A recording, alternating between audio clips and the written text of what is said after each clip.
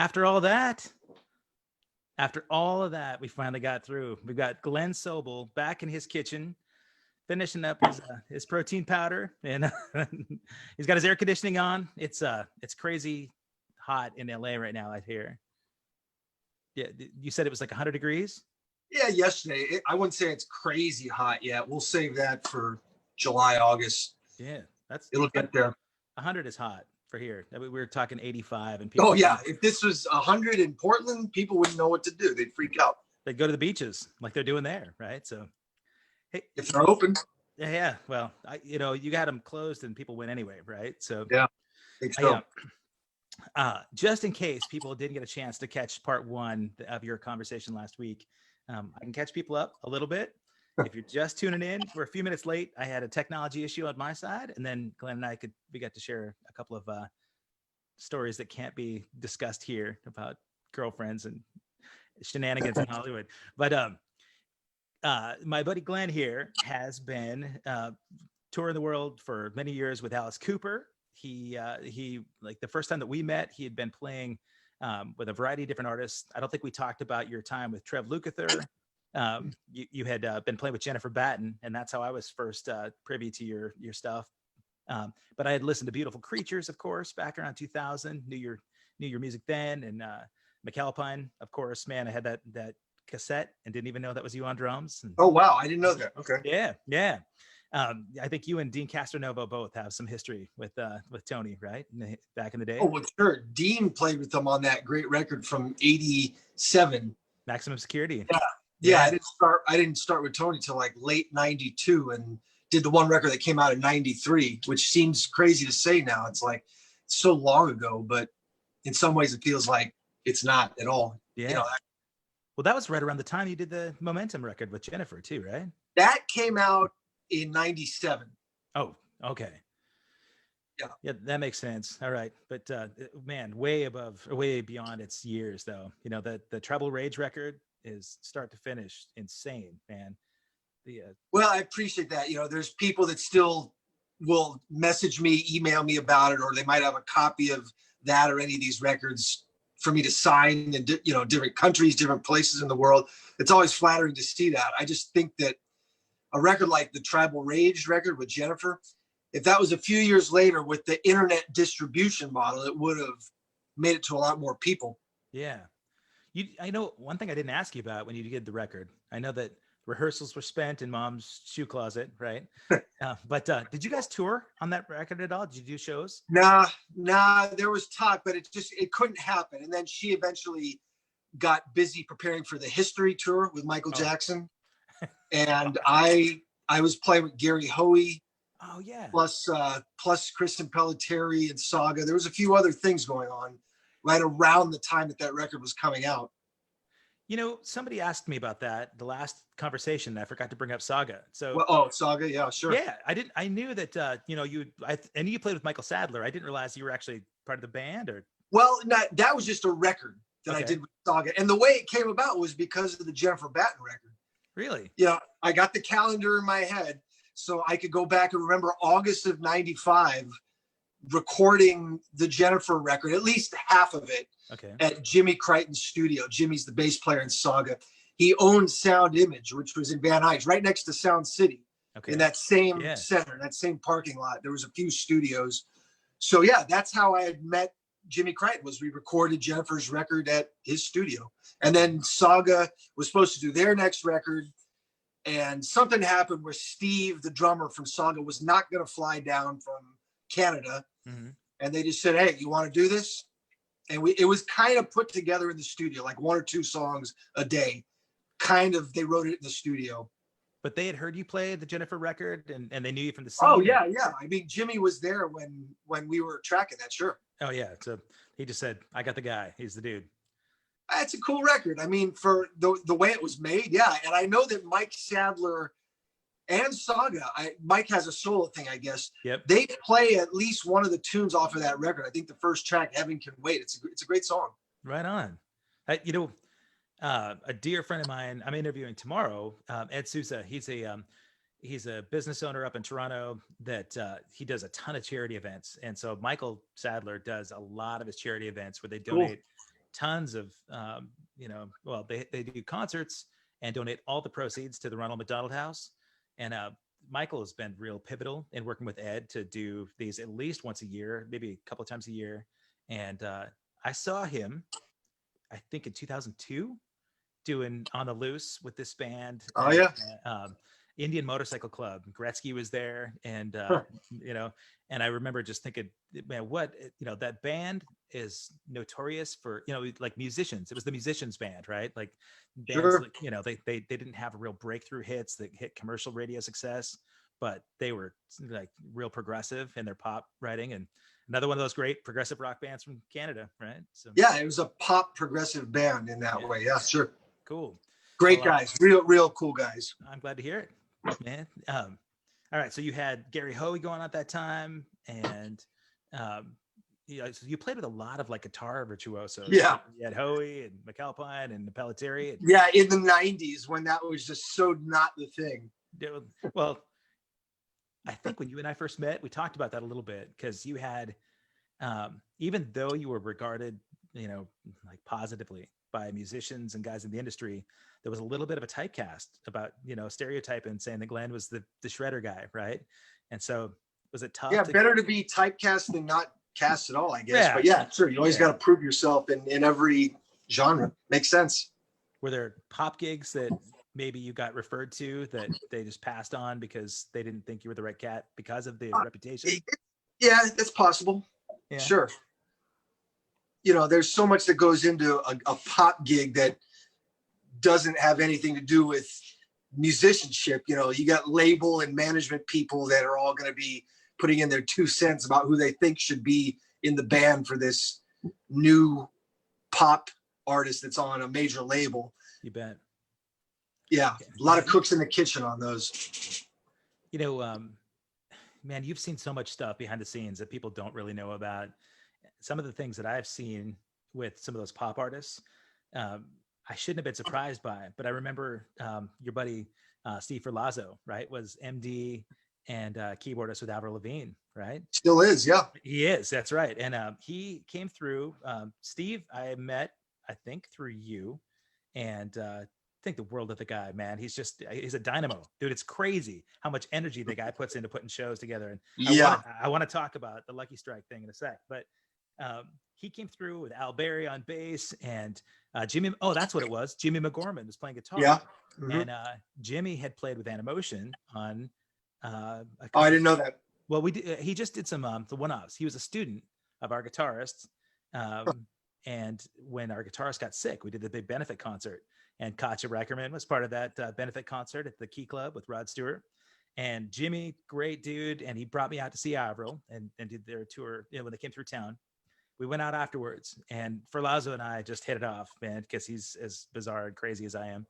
And and you hear that, Steve? You're bizarre and crazy. Yeah, man. If you're here, Steve has done so much for that local community, and we'll touch on that in a second, because having somebody that's sort of pivotal and getting musicians together and doing, it's exhausting, especially when the guy's prepping for Avril tours, and well, not right now, but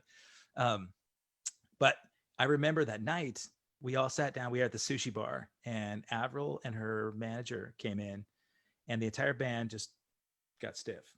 And the manager at that point, was just kind of like looking at age of the guys in the band and maybe looking at the fresh young thing. And these guys were real protective of their position in the band, right? As they should be. But it was tough to see that you really could see the business side of things, where you got to take care of yourself, like physically, and you really got to watch the hang, right? And so that's not putting those guys on the spot at all. I thought they were really cool about the way that they handled it all.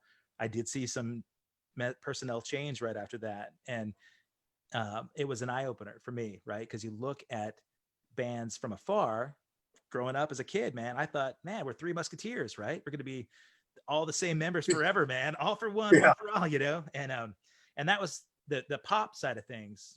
I guess it should come as no surprise, right? That the marketing people behind that just try to make sure that they can present a fresh young package that maybe doesn't distract from the talent up front. And but Ferlazzo had the chops and the skills and the real good networking power to not only keep that gig going as long as he has, because that was almost 10 years ago, I think. Probably was about 10 years ago. Oh, when they started on that with that lineup, I think it was like, well, when I saw him.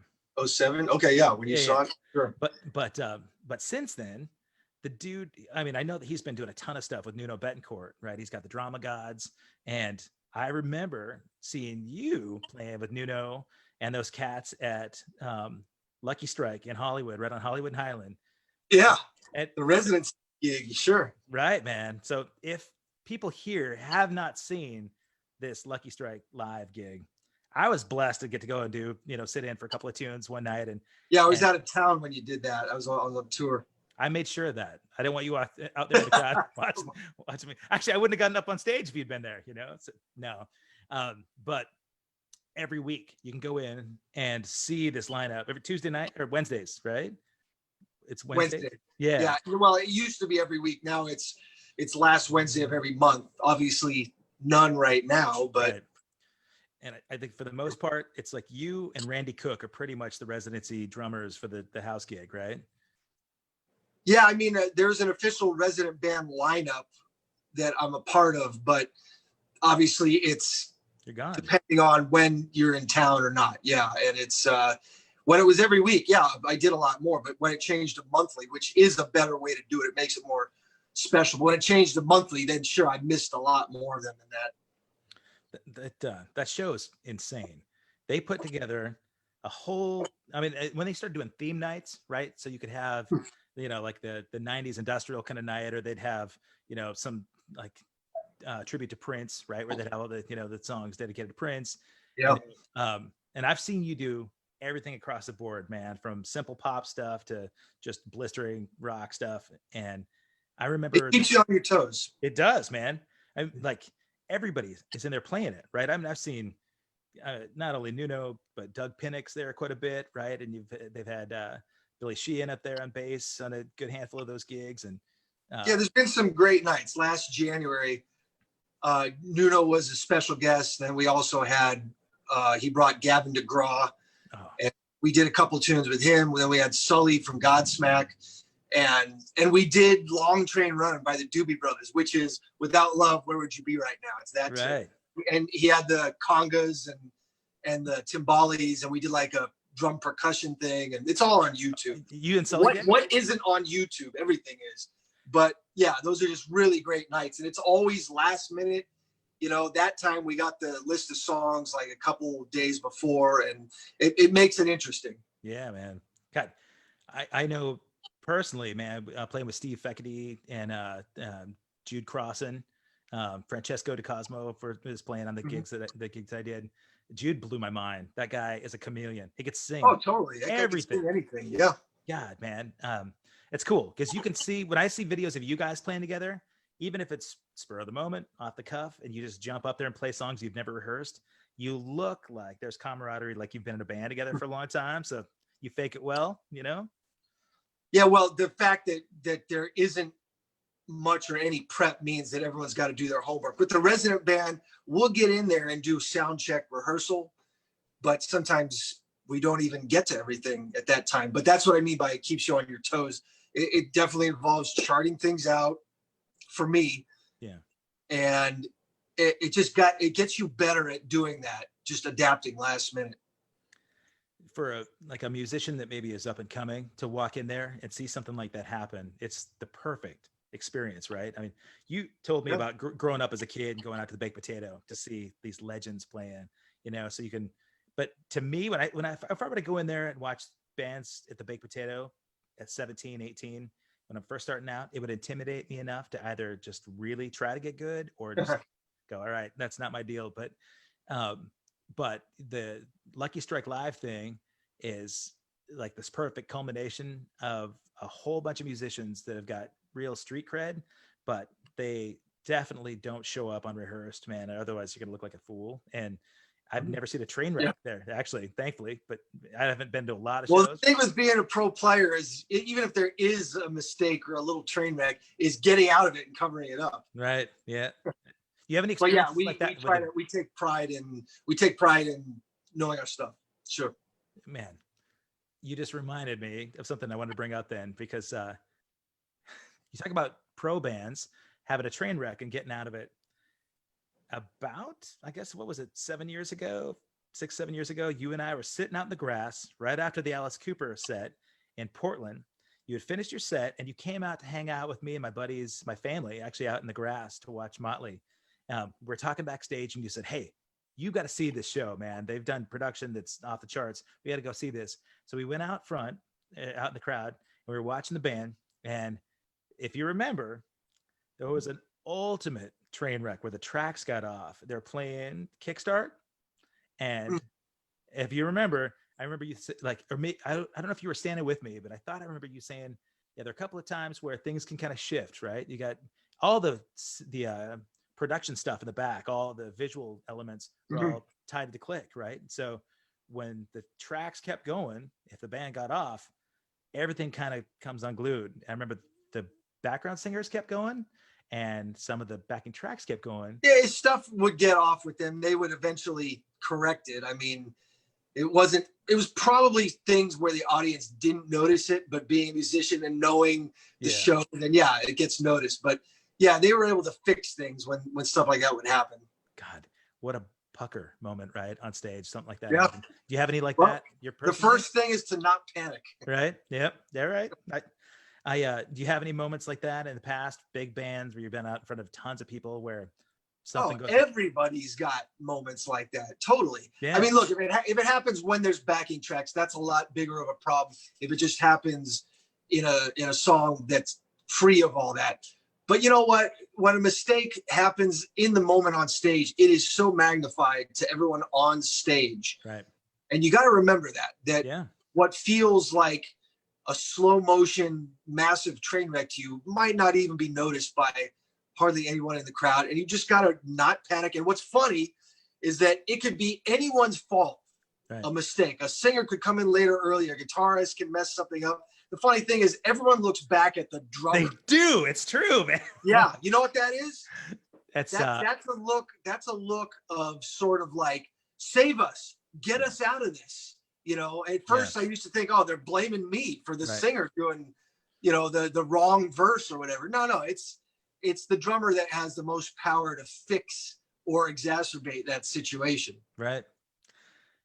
I know that look. Yeah. Well, I saw that look actually aimed at you, but it wasn't your fault. Do you remember Redondo Beach on the pier? Oh, yeah, right. I won't even name names, man. Stupid cover gig. Yeah, right. God, you were there. Yeah. I was there. That was two guys that were, blame throwers. I call it. Sure. Yeah, I'm not going to name the names at all, but I had to leave because to me, if you remember me telling you, it was kind of like watching a friend of yours that's a, like it's just a girl. She's got a really shitty, abusive boyfriend and she won't leave him. And so he's shitty to her in public and you just can't stand to see it. So you leave. Right.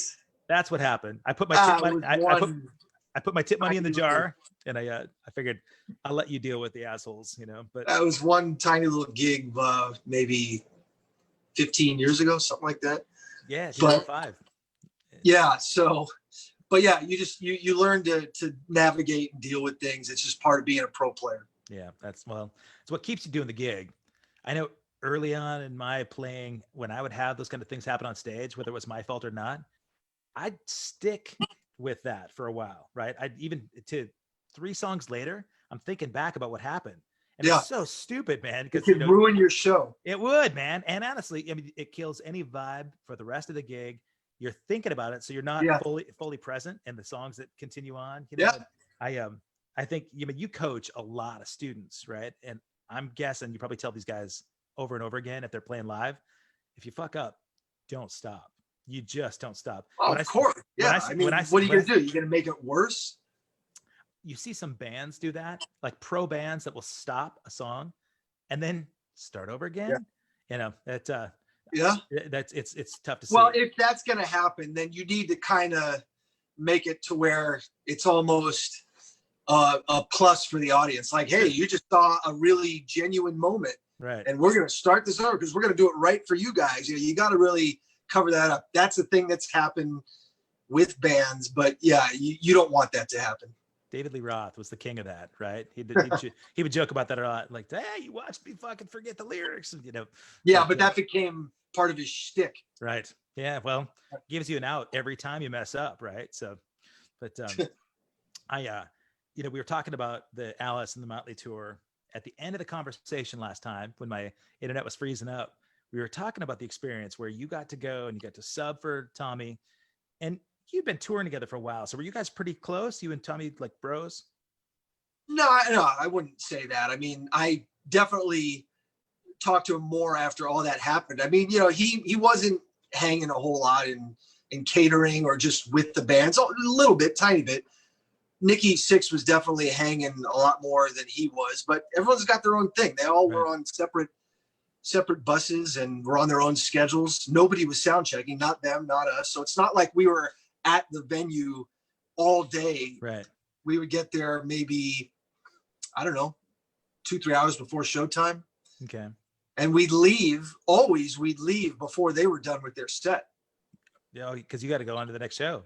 Yeah, well, the next city, and Alice has golf in the next city, probably, a morning tea time. Right. So yeah, we're not hanging after the show because we're gone. Yeah. Yeah. There were a few day off gigs or days off, right? Where you had, you'd do like 2 on, 1 off. And on any of those off days, nobody had like pool parties at the hotel that you guys were kicking, or?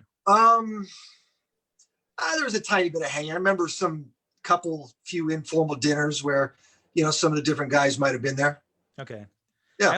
I only ask because you grew up in the heart of the Sunset Strip during the height of the hairband era, right? I just rewatched The Dirt the other day. Yeah. It's like my favorite rock biography. Right. The book, the movie, a little campy, but it comes off as these guys that are just goofy party goers. Even to the end, they were kind of, just, except for Mick, right? I mean, they're all kind of, I just wondered if there was any semblance of that when you guys were out touring. You mean, are they the same people that they were in 1984? I would bet. I would bet not, man. There's a lot of water under their bridges, right? Yeah, I'm sure that there's bits and pieces that are just like it. But look, people change. But they were all extremely cool. Yeah, every one of them, no doubt. And when that whole subbing thing happened, they were all extremely cool. I bet. You saved their ass. Just were, and they took it in stride. And Tommy Lee was so nice and complimentary of me. I mean, look, I've been on the other end of that where I've had to get a sub when I had a tech problem. It's weird to watch another guy play your show. Yeah, it just is. And there was video of Tommy one night. He was usually be on the side of the stage, but there was video on Instagram of him in the front row going like this while I was playing the show. Hell yes, that's great. And at the end of the first show, it was right before the encore. The last song on stage would be Kickstart My Heart. And then would be the encore on it's like the satellite stage, the one that rises up in the air. Separate drum set out front. Yeah. Yeah. And so the last song before the encore was Kickstart. And the first night, I'm staying back by the drum riser. I'm not assuming I'm going to go out with the three of them and bow to the crowd. And Vince did this. He did the like, get out here kind of move. And that was so cool. So I bowed with them every night. And Tommy would hold my arm up like champion, And, dude. I mean, look, how cool is that? That is super cool. You, before we go into your neck thing, because that is kind of a big deal. I want to talk about that. I wanted to share, I found the video of you playing, doing the sound check where you got to actually go up on the roller coaster of the kid. I didn't do it during the show. Right. Yeah. It was, you said, hey, if there's one thing I want, man, can I ride the coaster? And he said, yeah, get up here during the day. He said, oh man, you got to try it. Yeah. You got to try it and almost puke. Yeah.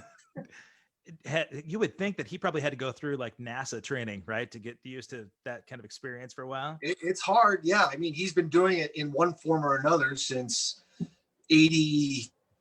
Well, if you count Theater of Pain where it went like that was, what was that? That was 84-ish. But yeah, Girls Goes Girls was the first time he went upside down. I mean, it takes practice. It's hard. That was actually, I think Theater of Pain was the first time I had gotten to see them. But I remember that first roller coaster, or the first like vertical drum solo. That was killer. Okay, so I just found I've got the clip of you testing out the Crucify coaster. There's no audio here, but I think it's Crucifly. I think. Okay. Yep. That makes more sense. Of course. I'm going to play this. I'm going to share my screen a little bit. I'll share this video. And if you want, man, talk us through this experience. Like what's kind of going through your mind as you're flipping upside down, and you can see like his snare drum looks really, really high because he's a tall dude, right? Mm-hmm. And does he have the snare drum completely just triggered? So you're just using triggers on that? Yeah. Well, when he would do the drum coaster, the snare was, it was changed to an electronic pad. Okay. Yeah. Just for that. But yeah, his setup was real kick snare and then the Pearl E Pro toms. Yep. But I believe there was sample blended in with the real kick snare. They had a hybrid thing going. Yeah. Because when you were doing this video, you can see you hit the snare, it's just dead because I figured it's probably, just muted for samples and triggers, Yeah. In that video, the electronic stuff is off. So you just hear the bass drum and cymbals. Okay. Right on. All right, so let's do this. I'm going to share this here. Do you see the video? All right. Yeah. All right. Let's try this sucker out.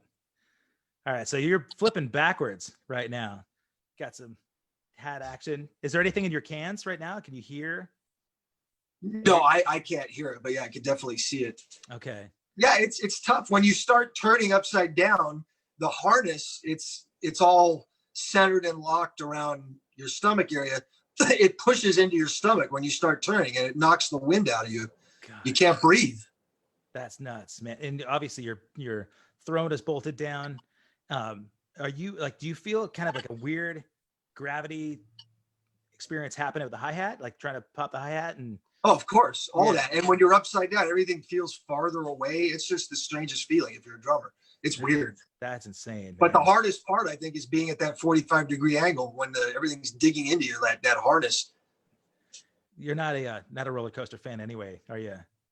I don't know. I used to be. Yeah. Last year, I popped down with Nate Morton and his tech, Steve Morrison. You probably know Tasha Jones too, right?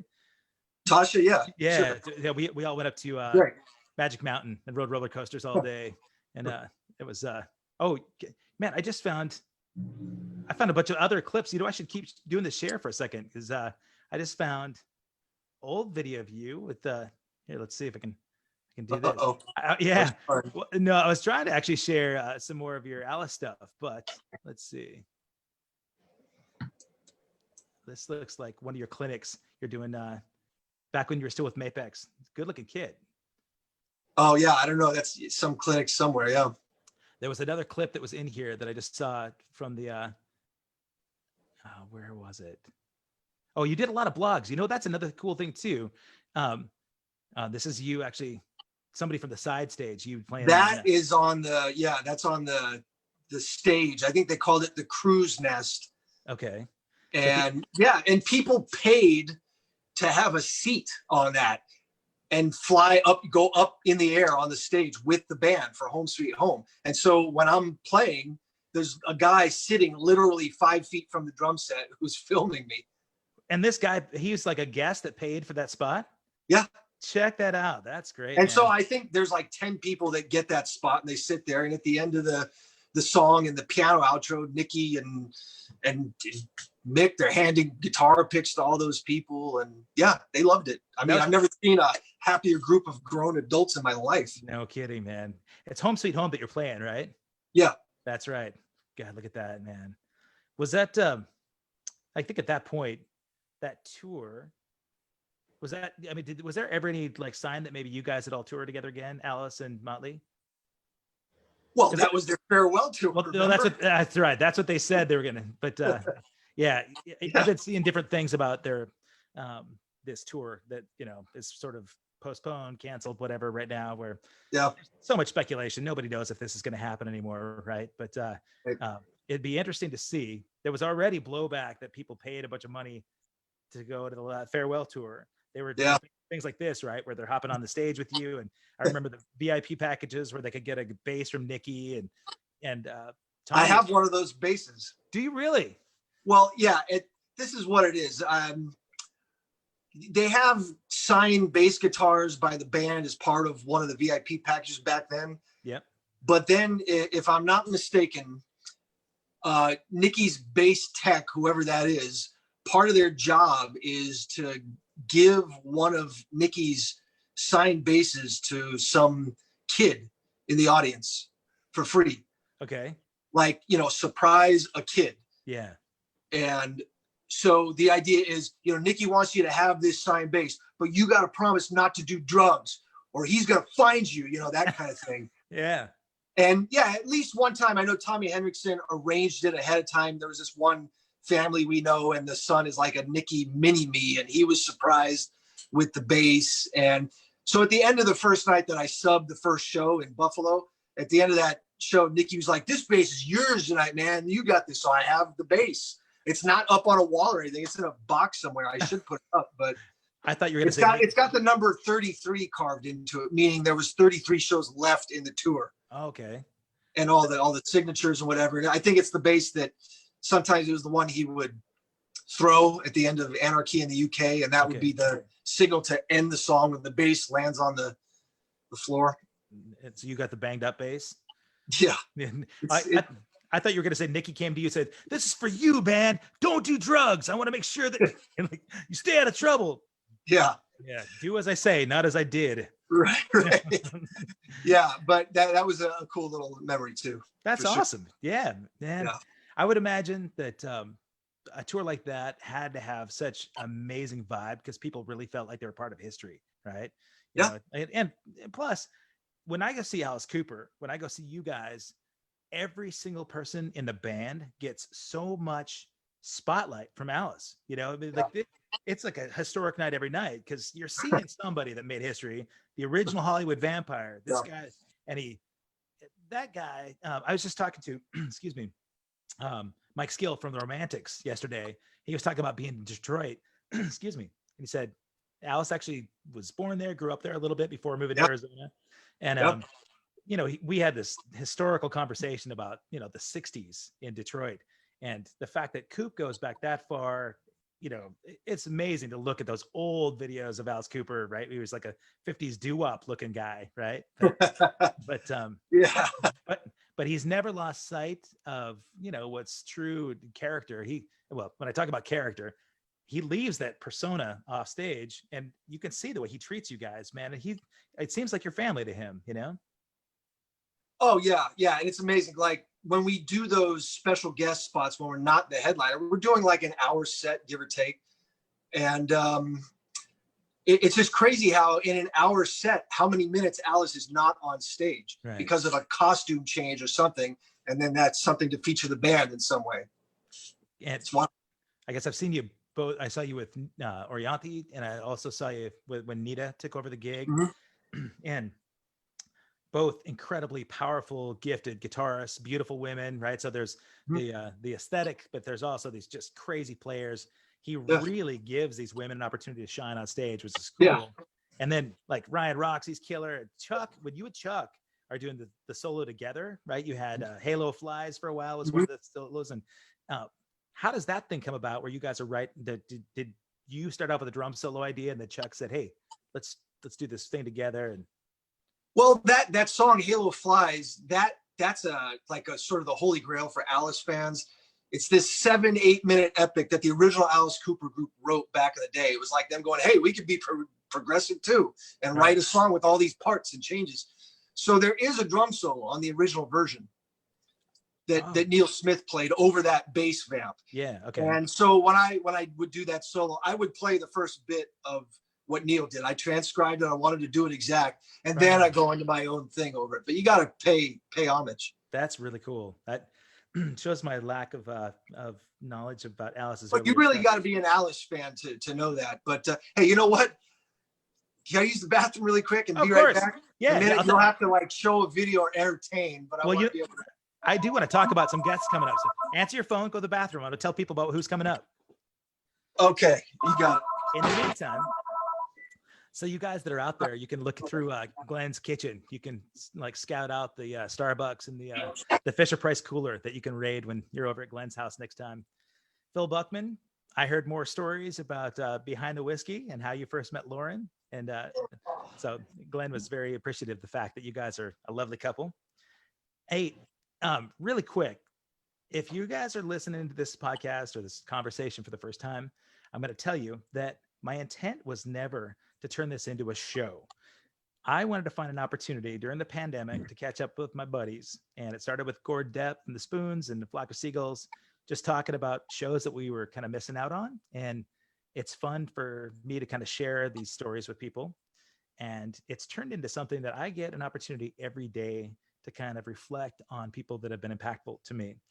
And it has given me an opportunity to find a lot of people that I had not connected with in a long time that I get to share with you guys.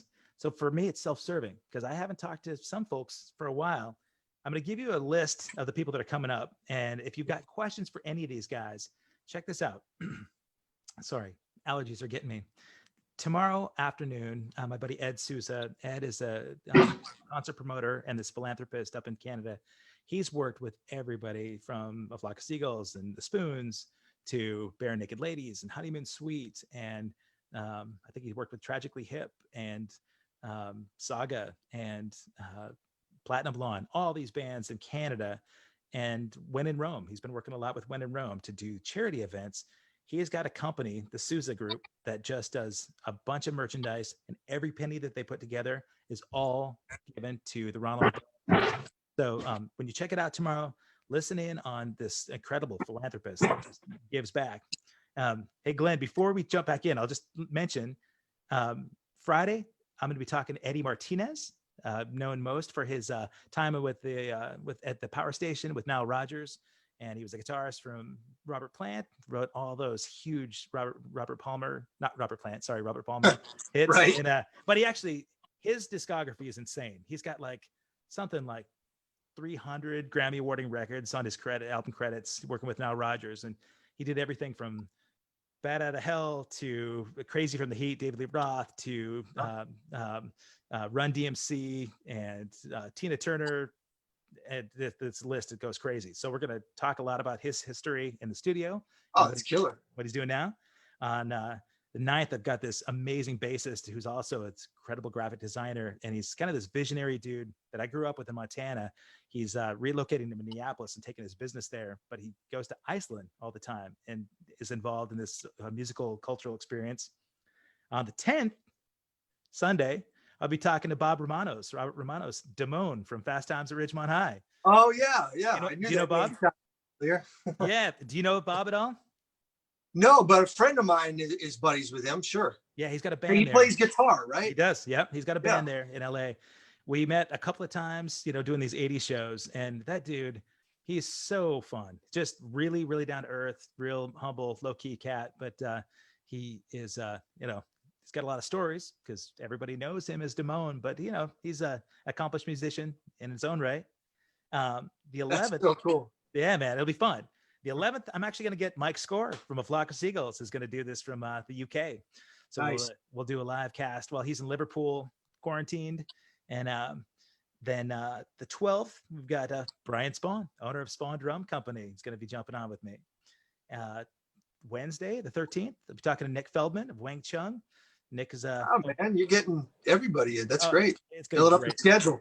Yeah, the schedule's booked out for 14 days solid every day. So I was kind of mentioning that for me, it's an opportunity to connect with my buddies. A lot of people that I don't get to see, but once or twice a year. And so there's like a reconnection. But you and I have so many stories, man, that some stuff I obviously couldn't talk about on the conversation here. But when I think back to the first hangs that we had and the people that you introduced me to, I think that first week it was, you took me to the Roxy, we went to the Cat Club, ran into Ron Jeremy there. You introduced me to the Slim Jim Phantom. John Karabi was there that night. We saw Kotak and the Marty O'Brien and Phil X were there, right? Phil was doing his gig. And so that became an interesting future because Phil, at that point, we exchanged numbers and his drummer from that band was Kevin also, right? And oh, right, sure. Yeah. The Drills, yeah. Whenever he was booking gigs for the Drills, he'd text me and say, hey man, we got this gig in the UK. Make sure that you're ready to go. And I'm like, dude, sweet. I'm going on the road with you. And he'd go, fuck, I sent it the wrong guy. Sorry. And I'm like, damn it. He called the wrong Kevin? Oh, he texted me several times with different itineraries. And I'm like, I'm Oh ready, my dude. gosh. and finally I realized, obviously Kevin's not available for your gig, and you're really thinking subconsciously that you should call me, right? And then when Tico gets in trouble, and now that Phil is doing the Jovi thing, I could just I can don my Tico wig that's right up here. And my little, That's right. You do the tribute. Yeah. Yeah. You're custom made for it. Yeah. I'm ready to go, man. But all those guys were really fun.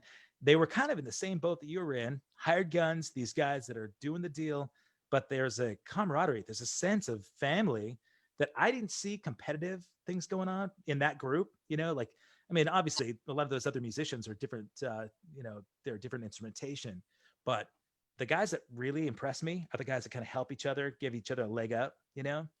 When I talked to Phil Buckman the other day, and he mentioned hanging out with you, I think he was also hanging with Marty O'Brien that night as well behind the whiskey. Yeah, sure. Phil's, man, he's great about being able to help guys, either find a girlfriend or but even in the music business, he's really focused on sort of helping out. Does a mentoring thing at the school right now, which sounds really cool too. It's something that Dave Grohl was doing. Dave Grohl started this thing, and I had asked Phil, what's a bucket list gig? Like if any gig was out there, alive or dead, what would your gig be? He mentioned Foo Fighters was his thing, and that's all he got on the Grohl thing. But cool. Is there one for you, a band back in historical times or even right now that actually, I'll ask twofold. What's a band back in the day? If you could step in, who would you want to play with? Oh man, that's always such a hard question. I've been lucky enough to play in some great bands and gigs that were people that I dreamt about and thought, oh, I'll never play with them. And I mean, even someone like Jeff Beck, that always seemed like a bucket list type gig. He is on the Hollywood Vampires record. I'm on a track with him. No shit. We didn't track it together. It's rare that you do that these days, but yeah, that was pretty amazing. But yeah, to actually play with him, his tunes, whatever, of course, that would be great. There's all kinds of gigs like that. Sure. Have you met Jeff? Yeah. Cool. Yeah. Years ago through Jennifer, and then more recently through the whole Vampires thing, because Johnny Depp and Jeff Beck, they're like, tight now. Right. And Johnny has gone on tour with Jeff, and he would get up to play a few songs. This is with Vinny on drums, God, I just heard the new track that they put out. It's Isolation. Cover tune. Yeah. Isolation. Perfect timing, right? Yeah. Well, man, you transitioned well because we hadn't yet talked about the Hollywood Vampires. Oh, right. So back in the day, you want to talk about the history of Hollywood Vampires and where the origin was? Yeah. What it is, it was a drinking group, a club, an unofficial thing where Alice was the president, quote unquote. And if you go to the Rainbow Bar and Grill, you go upstairs, the second floor, you see the plaque that's been there since early mid 70s. It commemorates the Hollywood Vampires. It's got Alice in there and Mickey Dolenz and Harry Nilsson, Keith Moon. Hendrix was a part of this for a minute, and even John Lennon. And so that's Hollywood Vampires. And then in the Alice set, what's that? That's Hollywood Vampires. If you go look at the plaque, what people don't know, if they haven't been there, is that it's not like a commemorative plaque on the wall where you walk up and see this. You have to walk up this tiny ladder and go in this little room. It's about this big. It really is. Like, I don't know how more than 4 guys can even sit in there drinking, but it kind of reminds me of a treehouse, Yeah. But anyway, sorry, I didn't mean to interrupt you, but that was no, it's all right. It's just cool. That's good. That's what it is. And then at some point when I was playing with Alice around 2012, there was a covers section of our set that got introduced, and it was songs by the artists that were in Hollywood Vampires, including John Lennon and the Doors. We do Break On Through, a version of that. We would do Foxy Lady, maybe by Hendrix. And that went on for a good while with Alice. And then at NAMM, January of 2014, there was this gig that was at this nighttime party for Duesenberg Guitars. It was just called the Johnny Depp Band, generally. That was the name of it. And I was playing on that gig, and Tommy Henriksen was in it. And then a couple of Johnny's band buddies from back in the day in Florida, the band he was in before he moved to LA. And at that gig, like the surprise guests were Alice and Steven Tyler and Marilyn Manson. And we rehearsed with them like the day or two before. They were the surprise guests. And I guess that while Alice's manager, Shep, is watching this, he's going, this could be a thing, you know, more than just this one event. Right. And so it eventually turned into an actual band. And there was a Hollywood Vampires record that we did. That was like late summer 2013. That was a while back. It took a couple years for that record to actually come out. There ended up being a ton of guests on it and guest drummers as well. Right. You know, I'm on about half of it, but then it's got like Dave Grohl and it's got original Alice drummer Neil Smith. It's got Abe Jr. on it because McCartney did McCartney's on a song. They did a bad tune. If you want it, here it is. Oh yeah, get it? Yeah. Sorum's on it too, I think, right? Yeah, there's one track that later got added. That was Bad as I Am, sure. Okay. And that was the record, the first Vampires record, covers. Yeah.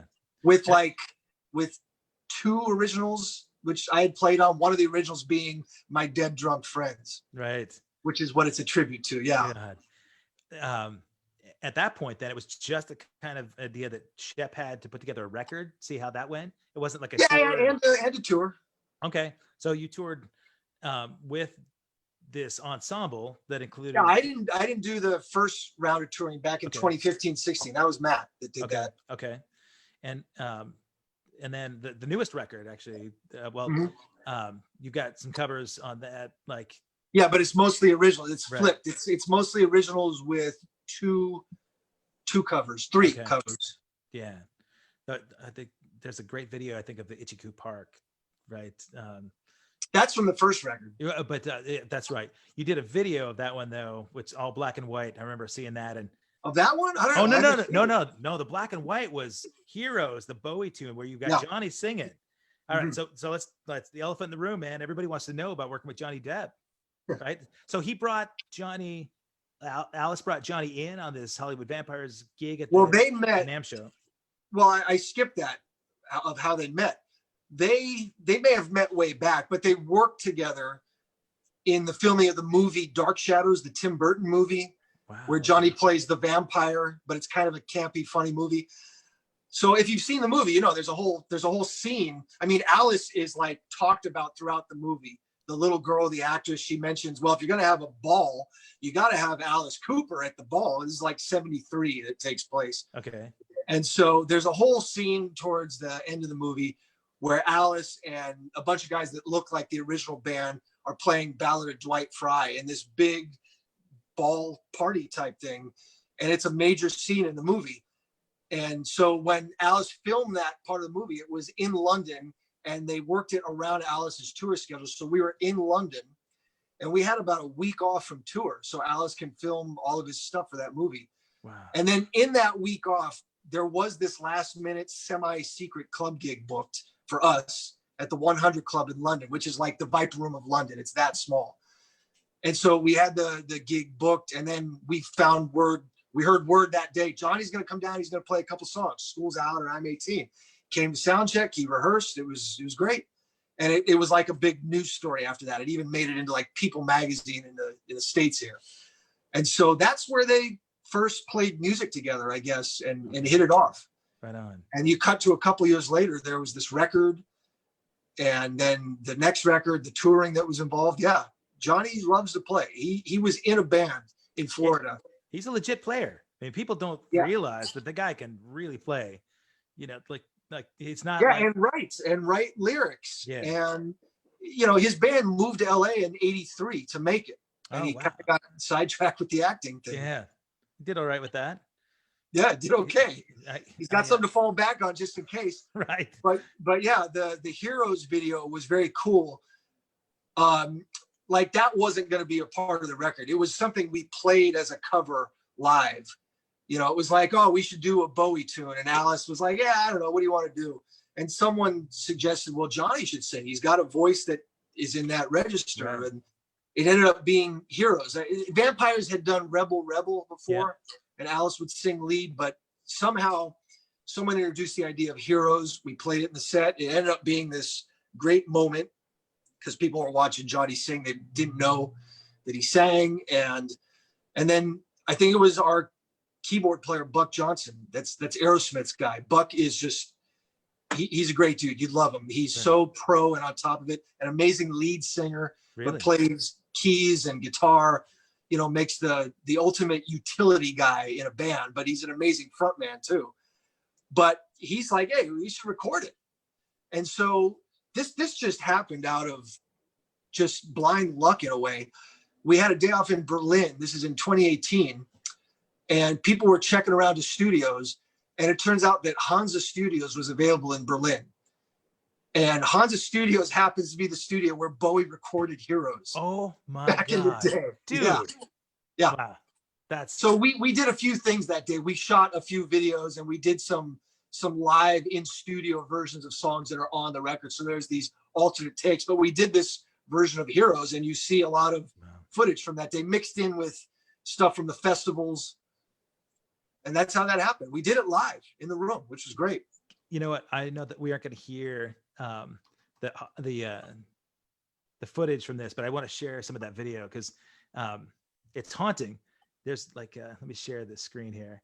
It's my favorite Bowie tune, by the way, too. It's just magical. It is great. You do this high energy show, and then it seems like a lot of these gigs, you guys, the band goes out and you're playing afterwards. Like you're doing a whole other set at some club, right? Like, yeah, we've done that. Sometimes it's after the show. More often when we do those side gigs with the Goon Squad, we call it. Okay. You know, it's four of us. It's Tommy, Chuck, Ryan, and myself. Okay. And yeah, once in a while it'll be after a show that we go and do this other club gig. But like I said, in the States, we usually leave on the bus after the show. So it's more often on nights off. Okay. That we'll do that. Then all of a sudden it's not a night off anymore. But right.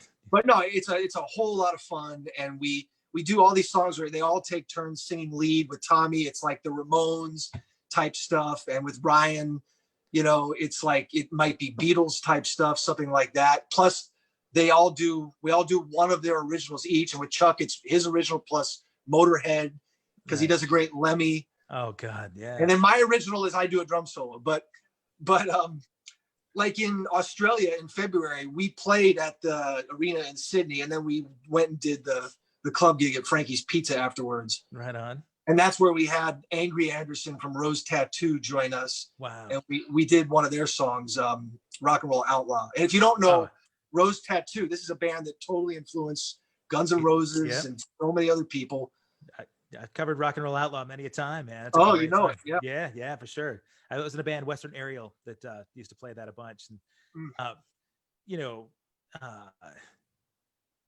I was just thinking, I wanted to ask you, so that lineup, you said it's you, Tommy, and Chuck doing you, Tommy, and Chuck, Ryan. And Ryan Roxy. Okay. Yeah. Yeah. And when I see clips of you guys doing these gigs and you end up doing your drum solo, I've seen you have to sit in on these janky looking drum sets in some of the bands. It makes it fun. Dude, you're killing it. This crazy solo. And if you guys haven't seen Glen play solos, it's nuts. It's as acrobatic and Cirque du Soleil as you'd ever want to see, man. Well, for that crowd, yeah. I mean, there'll be criticisms of, well, you know, you should have done a more musical thing. It's like, this is a bunch of drunk people in a club. Just have a good time and, you know, work that stuff in, the pyrotechnics or whatever. Well, but those little club gigs, right? Yeah, awesome. All right, so you're finding days. Let me kill this screen share here. You're finding days off. You're doing these Goon Squad gigs, and then other places. I know you're filling up days doing lessons, right? Lessons or clinics more often, but yeah, once in a while on tour. I mean, it could be any one of three things. It could be a drum clinic. It could be a master class. Those are actually gaining a lot more traction these days. Or it could be private lessons where you're at a shop and the shop advertises that you're there for the day. And there's like maybe 5 or 6 time slots to fill up. But master classes are becoming more popular. Just it could be between 10 and 20 people. They're paying a more premium rate to be there and getting a lot more individual attention in a more intimate setting. And this way, there's not as much sponsors and companies that have to get involved. It's all just contained with the store and the artist. When you do something like that, I know that Terry had done something in Seattle for you just this last year, right? You, Terry Beatty had put together, and with that, that was in December. Yeah. When you were doing that, did you actually have they have just like 2 kits set up and you're doing like some instruction and then have somebody come and kind of show them stuff? Or are you basically just doing a clinic and then saying... it was a little of that. Yeah. It was a clinic where there was 2 drum sets set up. Okay. And she's got a great thing that she's been able to build there. There's a really strong drum community in the SeaTac area, Seattle, Right. Tacoma. And so, yeah, there was like 50 slots or something at that one clinic. It was a ticket price that was, maybe slightly above what a normal clinic might be, or a little more expensive. But that's just because in addition to, hosting me, there's airfare and hotel and all that. Right. It was not in the middle of a tour. People love to book you on a clinic when you're on a tour, because then they don't have to pay for your airfare or hotel. Right. There's so many expenses that are cut out of the picture. But yeah, that was a great thing where there was a second drum set. And I was able to bring people up and we could play together. And then at the end of the whole thing, we would jam and people would take turns getting on and off that second kit and trading 4s with me. And it makes it kind of extra special. I would imagine that a bunch of those guys are probably watching this right now. Let's see. I didn't know if we've got some people chiming in on Facebook at all, but I know that right after you did that show here in SeaTac, a lot of my buddies were up at that event, and they still talk about not only were your chops crazy, but you were really engaging and you kind of gave individual attention. They felt special, It's cool. It's great to hear. The last couple of years when you were coming through, and I remember the first time you said, "Hey man, I've got a day off, if you want to catch up, and if anybody that might be looking to pick up a lesson or 2, I'd love to, kind of fill my time, because I know that you don't like to sit around and hang in the hotel." And I remember saying, "Well, how busy do you want to be?" And I think I loaded you up with 14 students. Man, that was great. Yeah, I mean, and hey, there's nothing wrong with hanging around and relaxing at the hotel. I do plenty of that too, because you gotta have a balance on the road. But there was supposed to be an event that was booked. I was supposed to come home from tour April 23rd, but then I was going to get right back on a plane and go back up to Seattle on the 25th to play at this custom drum and guitar show. Oh man. Do a clinic seminar. I think Bissonette was on the bill. Nita was on the bill as a guitar clinician. Yeah, of course, that got totally canceled. Yeah. Hopefully they can reschedule these things. I know it's all up in the air, but you're out there, you're on everybody's mind, which is cool. And I know whenever you're available for those free days, everybody here that got lessons from you still wants lessons, so. Oh, well, that's great. That's too cool. The guys that didn't are pissed that they missed out, so I told them, just there are only so many slots, but I know that I ran you ragged. I felt really bad about it because no. We'll do it again, man, for sure. I'm looking forward to it. Oh, I've got your, that was a good placeholder screenshot. That yours is better than mine, but a spam caller just called. Okay. So, one thing we didn't talk about, but that picture that just popped up actually showed you with some Sabian cymbals. We haven't talked about your sponsorship. I want to start by saying it's exciting, and I'm proud to say that, you jumped on the Vader stick wagon with which I knew you were with ProMark for a long time, right? No, Regal Tip. Oh, Regal Tip. I'm sorry. Yeah, that's right. For 27 years. Yeah. That's amazing. What, you don't have to get yourself in trouble with it, but I know that you're not one of the guys that have sort of tried to jump ship when a new company comes calling. That's one thing. I mean, you've got this loyalty to a company, obviously 27 years, your name's been out there. What was it about Vader that stuck out to you? It was a lot of things. I mean, it's obviously a lot of business and political reasons of changing companies, and you don't want to do it too often. Yeah. The optics of that aren't great. But Chad from Vader, he's been with that company a long, long time. He remembered us talking back in 2001 when I was with Beautiful Creatures on Ozfest way back then. They've just really got a great artist relations bunch of people there. And the sticks are spectacular and their distribution's great. And they're great with the customer outreach and social media and everything. It was a very good fit. Nice, man. I like that you feel supported, and there is a connection there with Chad Brandolini. He's a good cat. He's the man. Yeah. You've been with Sabian for a long time. Yeah.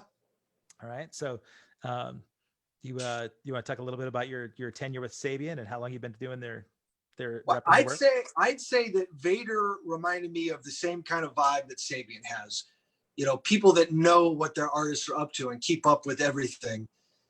So that was, Sabian is like a really good example to be set in the world of symbol companies, artists, artist relations. Chris Stanke, who's at Sabian. I mean, he knows everybody. Everybody knows him. Right. I know at NAMM, even the guys that aren't playing Sabian really like to hang with him just because, he doesn't sort of alienate anyone. And being an artist relations guy, it's a lot of shows that you're going to. And even locally, it's a lot of club shows, local things, TV gigs, keeping on top of all that, and then going out at night and supporting and seeing certain artists. It's a lot of stuff. Yeah. I can see it getting somebody burnt out, Yeah. Well, you got to have balance. I know you, like somebody from your new drum company, and I spent some time together at Kelly Kiki's wedding in October in Chicago. Chris Lombardi and I sat down and well, DW now I've been with 4 years. Not that new. Wow. God, I was just over 4 years. Yeah. Okay. And you were with Mapex for a long time before that. 16 years. Yeah. Okay. I know that I appreciate the fact that you had your Mapex tenure just long enough for me to get a drum set out of it. But tell me about working with John Good and Chris Lombardi and the guys at DW. Man, again, it's the same thing. They're just cool dudes. You want to know that you could just go to lunch and have a good time. Of course, the product has to be spectacular. You got to love it. You can't just go with some company because they're going to set you up with free stuff. You got to love it, or a part of you is just never going to be happy. You bet. That's just the truth of it all. And John Good, he's paid such close attention to detail. I didn't know him well before joining on. It was everybody else. It was Don and Chris Lombardi, Scott Donnell, who is, he's been with the company in one form or another for a very long time. He's head of marketing, but I've known Scott since college. Okay, really? And and then Garrison, I had met Garrison right after he was teching for Tony Williams. Wow.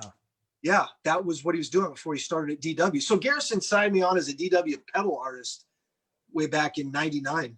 Okay. So you just had their pedals, but you were still playing Mapex then. Yeah, exactly. Okay. And Steve Vega, all those guys, you gotta know the people.